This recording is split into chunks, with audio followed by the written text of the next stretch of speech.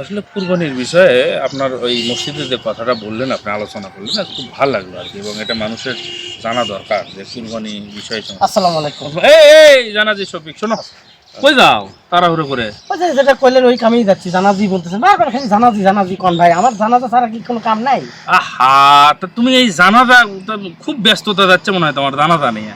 ওরে ভাই বললেন না, কালকেই করলাম 20টা, আজকে 5 জন মারা গেছে, কারণ এতগুলো জানাজা একটা মানুষ কেমনে আদায় করে? তাহলে রেগুলার তুমি 5-10টা করে জানাজা করো, তা তুমি তো নামাজে দেখি না, তোমার মসজিদে তো দেখি না নামাজ পড়তে হয় না পাগল?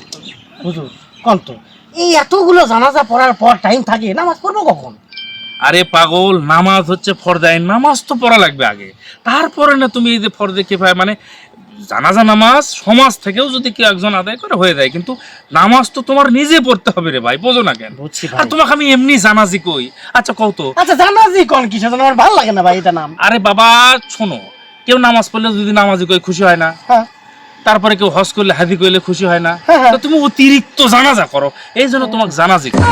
আর যাই করে বাদ দাও, তুমি নামাজ পড়তে আসবে কালকে থেকে, ঠিক আছে? না না ঠিক আছে হুজুর, তাহলে চলো কালকে কি জানাজায়। তুমি আজকেই নামাজ জোহর আছে এখন, চলো তাড়াতাড়ি চলো। একটা জানাজা শেষ করেই আসতেছি হুজুর, মিলাদ কিন্তু সামনে শুক্রবারে। কি একটা অবস্থা, চিন্তা করতে